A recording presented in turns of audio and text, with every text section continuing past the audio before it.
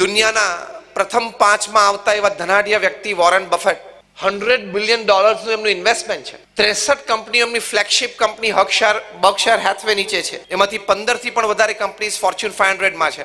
આવા એક અબજોપતિ વ્યક્તિ એમના લગ્ન જીવનને હમણાં 50 વર્ષ પૂરા થયા.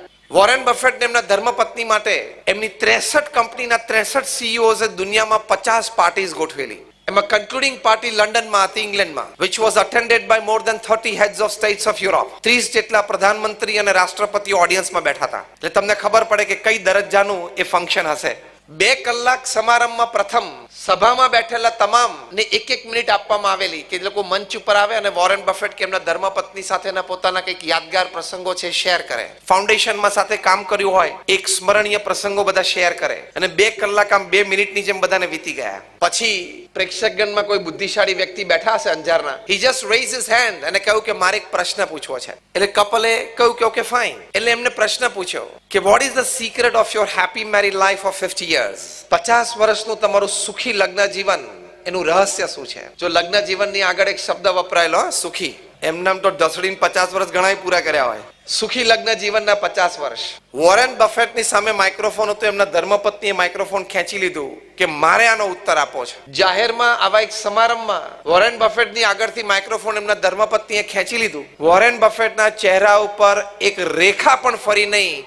એટલે 50% ઉત્તર તો ઓડિયન્સને આ ક્રિયામાંથી મળી ગયો કે 50 વર્ષ કેવી રીતે ચાલ્યા હશે. હવે જે વોરેન બફેટના પત્નીએ વાત કરી એ બહુ જ સમજવા જેવી છે અને સ્વીકારવા જેવી છે.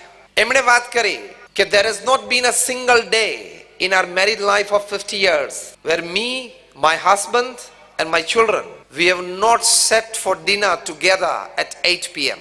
અમારા લગ્ન જીવનનો એક પણ દિવસ એવો નથી કે જ્યારે હું ને મારા પતિ અને મારા સંતાનો રાત્રે 8 વાગે રાત્રિ ભોજન માટે ડાઇનિંગ ટેબલ ઉપર સાથે ન બેઠા હોય. જો વોરેન બફેટ ટ્રાવેલિંગમાં હોય તો બાકીના પરિવારજનો અમે બેસીએ. બીજી વાત એમણે કરી, જો આ જનરેશન ગેપ કેવી રીતે તમે ઓછી કરી શકો.